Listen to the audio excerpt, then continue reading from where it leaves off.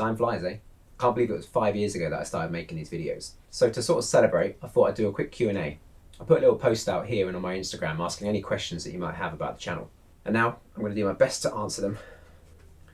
Ben Johnson asks, what's been the part with the price that surprised you the most, be it low or high? It's a good point about budget, really, because you have to draw a line somewhere about how much you're willing to spend on these projects. And of course, they always end up being well over that line anyway. But in terms of surprising, I think the most surprising thing I find is that as soon as you're doing anything with multiple parts, obviously that's multiplied. So for me, something like valve stem seals, putting the cylinder head together, and I'll be like, yeah, obviously I'm going to replace the valve stem seals. And they're like £5 or £6 each. And that just seems like a small figure. But you've got one per valve, and there's 16 valves. So these sort of things just rocket up. I'm not going to do the maths now, but there you go. That's quite a lot of money, isn't it? And it's the sort of thing where you think like, yeah, I'll just replace the seals. And then when you've got that many, so I think that's the sort of surprising stuff where you're like, fuck's sake, that adds up. There was one exception as well where it was there was a monoshock lower bearing on the SLR, which for some reason was like £50. Like, it just seemed like, you know, bearings, you can always sort of beat the system by going direct to bearing suppliers and getting that size and that style. But this one just seemed to be the most elusive thing, and I could only found it on Yambits. And this is years ago now, so maybe that's changed. But at the time, I was like, screw it, £50 it is for this one bearing, and the rest were all £4. So, yeah, that was annoying. Can't really think of anything that surprised me about how cheap it is, because unfortunately that's never really happened. But yeah, good question. Legend meets legend, great name. If you could pick one bike as the most legendary bike, what would it be? I guess the question that's defining legend. I'd say legend, thinking about like mythology, like what, you know, the sort of that bike that that everyone talks about that no one ever sees. Maybe what I haven't seen, and I've always been very interested to see one in real life, is the NR750, the Honda oval pistoned, 2 conrods per piston. You know, it's something that's done purely to push the boundaries of what could be done, and there's so few about. Like, I think that'll be my legendary bike, I guess. Stand Up Jordan. That's us, a stand-up comedian. I like him. He's great. Why did you start the channel in the first place? When lockdown happened, suddenly I was working from home, and I had a lot of time where I thought, what's my thing going to be? Everyone was baking bread, so I went to the garage, opened it up, and had a look, and I just thought, hang on a minute, I'm going to film all this. And I thought, this will be a nice little creative outlet, especially because it's locked down and there's lots of, you know, everyone's doing creative things. And it felt like that's the one that's like, I can combine my passion for filmmaking and my passion for motorcycles. So yeah, that's why I started in the first place. Team Money Pit asks, what hardware do you use for the video camera and what software for editing? So I will get you a shot here of what I use mainly. So I've got a Sony A7 Mark III. I've got mainly on it when I'm in the garage, I've got a Tamron, I want to say 28 to 75mm lens. Editing software, I generally use the Adobe Creative Cloud suite. So I've got Premiere Pro, After Effects, that sort of thing. So that's where I generally use, that's what I generally use for most of my videos. I originally used to use Final Cut Pro. I use After Effects for any of the kind of animations you see where I've got diagrams or explanations that are a bit more graphical. Sometimes I'll throw in a bit of text in the way that's a bit more kind of like, you know, into the video than just a basic title. And I've recently started using Blender, a 3D animation software, where I've been using that to sort of like make 3D models of things. If you saw that video the other week where I flicked a seal up into space, that was me spending 2.5 hours of my train journey to London. Making that in 3D in Blender and flipping it across the earth. So don't say I don't spend the time. I love these names, by the way, and I'm going to completely butcher them if they're a bit complicated, but this one's called Slatosaurus. The question is, your videos are great, mate, by the way, very well put together. So what's after the ZX7? There's plenty of litre size-ish 90s and 2000s sports bikes around for sale, as I think the market is dropping. It's a great question about what's next. I also agree that I think it is becoming a very lucrative place to be looking for a fun thing to play with, like a nice toy, because I do see prices of things on Facebook Marketplace and eBay where I'm like, that is a lot of bike for not a lot of money. So the answer is, what's next after the ZX7R? That bike, which is the RVF 400 NC35, it's my first bike. 16 years I've had that bike, and it needs everything just tidying up. It needs what I did with this, really. It needs to be just completely taken apart and put back together in a way that I'm just comfortable and confident that it's bulletproof forever. I'm never getting rid of it. It's never going. It's staying with me until it blows up or I die. which could be the same day. Okay, James Martin asks, what advice would you give to someone who hasn't done much mechanical work? Your thoughts on how to combat the inevitable periods when something looks too complicated?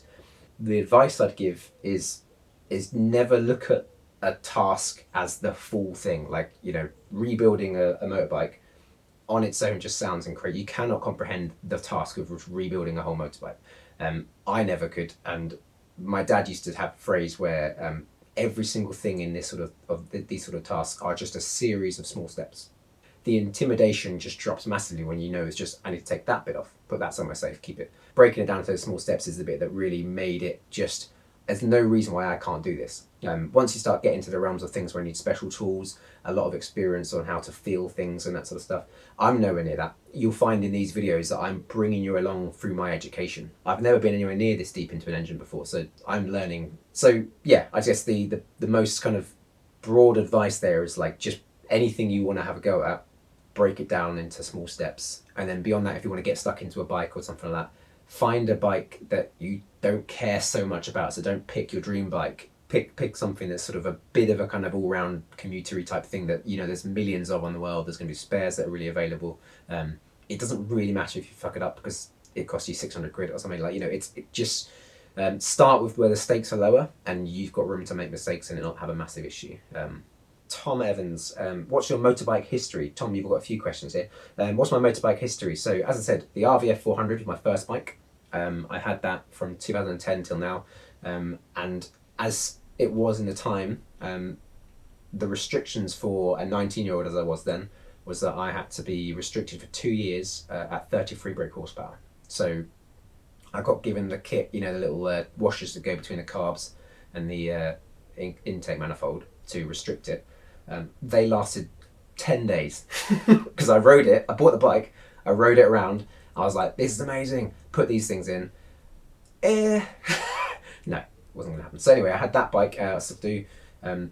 While I had that, I bought a Kawasaki ZXR 400, an L1 1991 model in blue. Brought it into my workshop. I shared a workshop with my brother at the time. Spent probably a year and a load of money having my first real how do I do all this stuff? And that was my first real exploration. I was making absolutely all the mistakes. I tried to clean the carbs to what I thought was cleaning the carbs, but basically just wrote off the pilot screws. So I was like, why couldn't I get it to run nicely afterwards? I just did everything, not everything wrong. I did a lot of stuff okay, but there were so many things I was like, I'm glad this was a garden fine project. And in the end, I did get it up to a relatively good standard, and I was able to sell it for at least twice what I think it's about. I sold it for about 1200 quid, I think. Sorry guys, editing Tom here. I've just realised that I didn't actually carry on any further than that bike in this little history of my bike. So just to quickly finish that off, I then sold that bike, and that is how I ended up with this bad boy.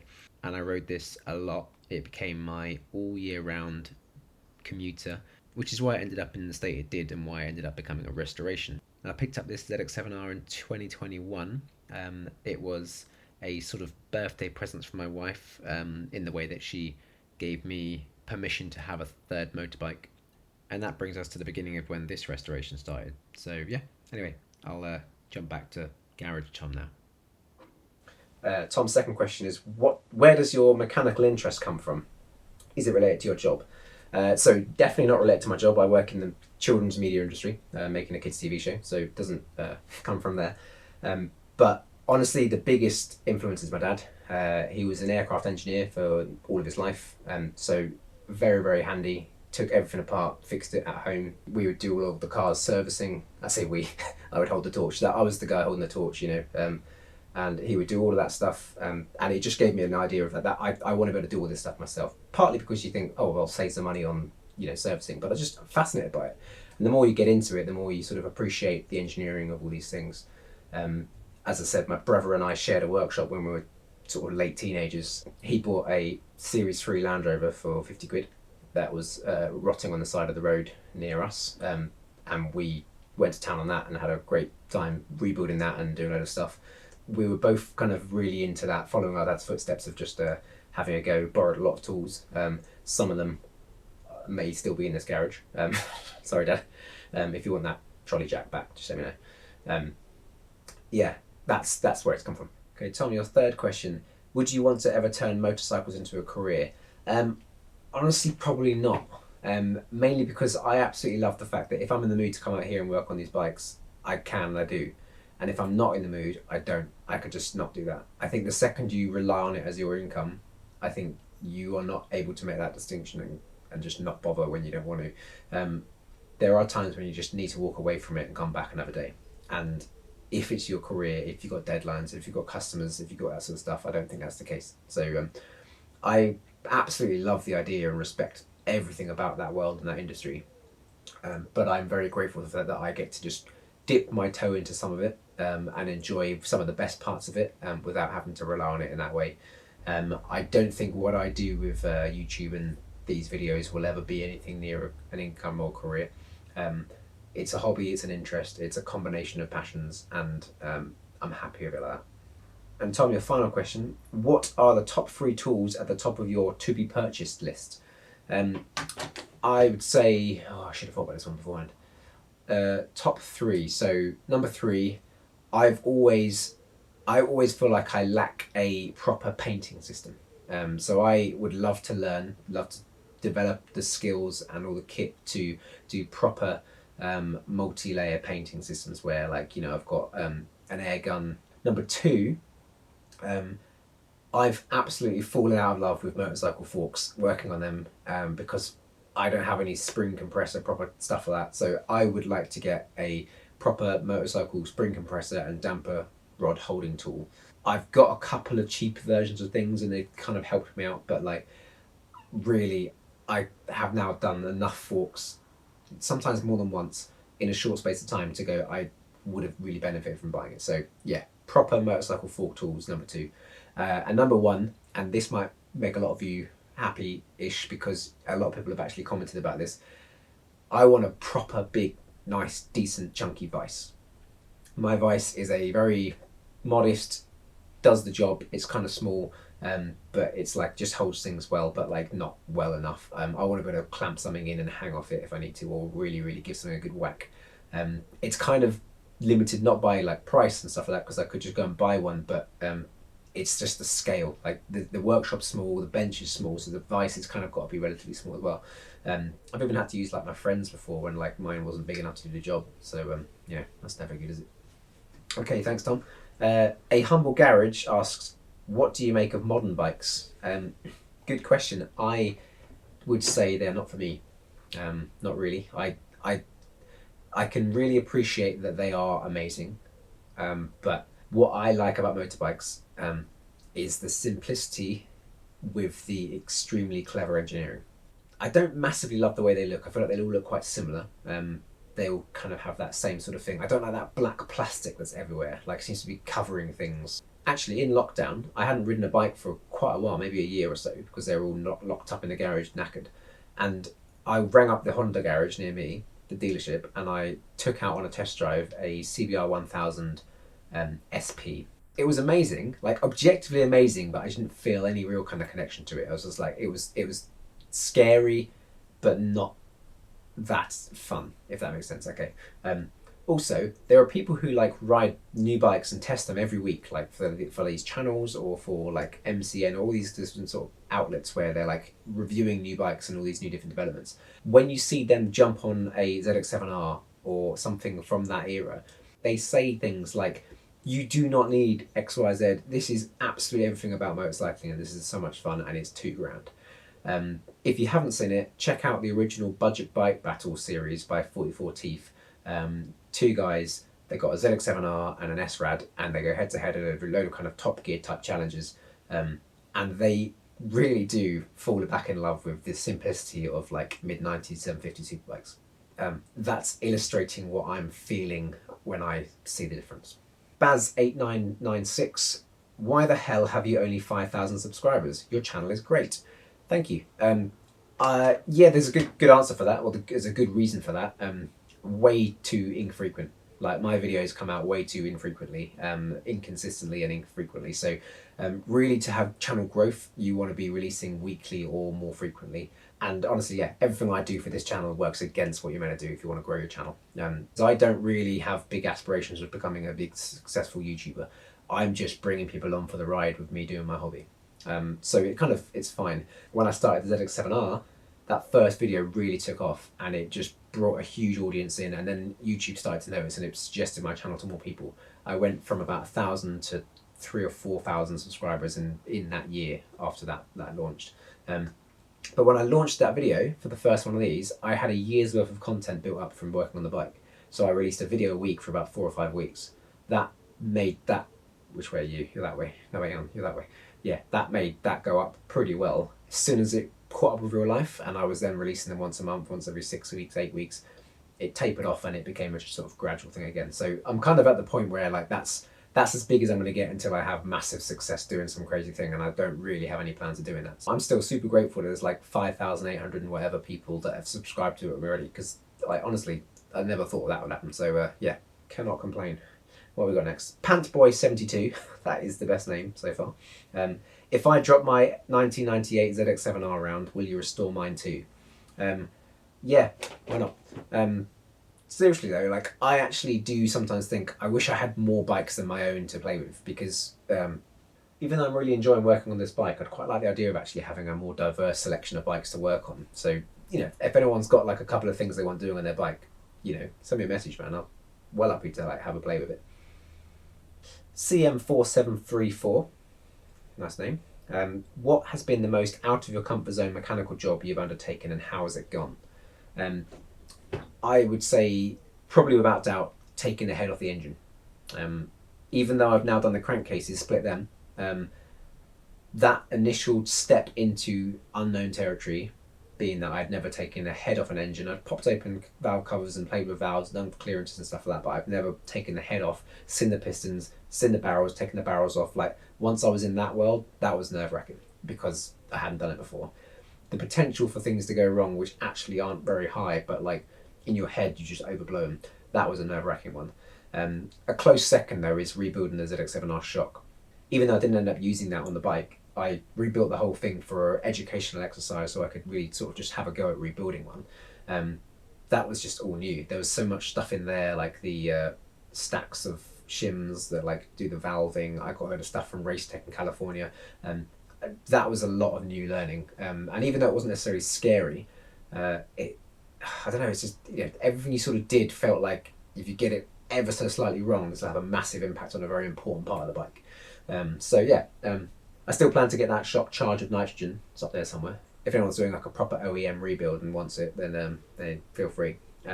Next one, where has the fascination with biking/bike repair come from? So I passed my driving test at 17. I had a Vauxhall Corsa, and one of my best mates, Sean, shout out Sean, he rode motorbikes and he got a VFR 400 NC30. So you can imagine who won the races. And he took me on the back of that, and they let me have a go on it, and I kind of quite quickly was like, right, I'm getting one of these, or at least a motorbike. So I did kind of go down that road looking at one of them, found a few that I liked, and then eventually saw the RVF up in Essex, and jumped in a car, drove up there, bought that. I haven't really looked back. Working on that, maintenance on that, then I got the ZXR 400, really did a big job on that, and that kind of was like, it just became an exciting thing. Again, as I said before, I really do appreciate the kind of do-it-yourself mechanical, let's have a play, let's have a try attitude. So it always felt like an area that was something that, like, the more I played with, the more I fell in love with it. What's next? Where have you learned your editing skills from? So in terms of video editing, I have been working in filmmaking, video media, TV production, film production, for I'd say 15 years. So this is my job, not to make these, but like, you know, I've done this for a long period of time, for a career. It was all self-taught with YouTube videos. The beauty of today and this modern age is that everything you can get information for free online. So it's only because of COVID and the fact that I was twiddling my thumbs a bit and I started putting this thing back together that I thought, Booster Boy 1300, I wonder what bike you've got. How's the ZX7R getting on? It's nearly riding weather. Yeah, it's nearly riding weather. It's not too bad, to be honest. I'm quite excited. I mentioned in our last video, but like, I really feel like I'm on the kind of like out of the bottom of the dip of restoration, where now like it's really, things are coming back together. Everything I'm working with is clean. Put the crankcases back together, and then I get to start putting, you know, the rest of the engine back together. And once the engine's back in the frame, I think that's when things start to be a lot quicker because it's less serious work and it's more just tidying things up and zinc plating fasteners and that sort of stuff. So I'm quite hopeful that I will have it back on the road by the end of the summer. So I don't know if anyone knows any events or anything happening around in England where I could try and get this bike to it for maybe the end of September, anytime around there. That will be awesome because then it will give me a real day in a line in the sand to aim for. Yeah, so fingers crossed, I will catch the last of the sun. And then the final question, which has been asked quite a few times by a few people, so I've kind of collated it into one here. What's the content release schedule looking like for the next X amount of time? There's not enough motorbike restoration creators on here to satisfy my need to see beautiful old bikes restored to a high standard. Yeah, so the content release schedule for pretty much for this series, again, I'm a filmmaker. I'm thinking like 3 acts, okay? Act 1, Act 2, Act 3. Act 1 for this bike was stripping the bike and rebuilding a rolling chassis. That's done. We've done that. That's there. Act 2 is the engine rebuild. I think as soon as that's back together, beginning of Act 3, and that's just going to be cleaning things, replating things, painting stuff, sandblasting, a lot of that sort of stuff. There'll be some things like in there that will require a bit more work, but honestly, I'm looking at the shelves of parts behind me. Nothing up there really worries me that it's going to take anywhere near the amount of time that any of this stuff's done. So I think it's going to speed up. I feel like I've said that quite a few times in this series, so it may not happen. But in theory, this is the hard, time-consuming, expensive stuff out of the way. But yeah, in the next month, I'd like to have the video of the bottom end going back together. And then I'm going to have another video probably 2, 3, 4 weeks after that, which is going to be the rest of the engine reassembled, including barrels, new piston rings. Thanks for convincing me of that. Cylinder head, valve clearances. I'm just looking at the bits up there. And then engine back in. That's hopefully going to be in the next 2 videos will be up to there. And that will take us into the kind of home run of like putting things back together, tidying things up as I go. And yeah, that should be a little bit more frequent because even if it's just maybe a monthly update, it will be quite a lot of stuff been done in it. So yeah, that's it. Thank you very much. Really appreciate the questions. I'll see you again soon.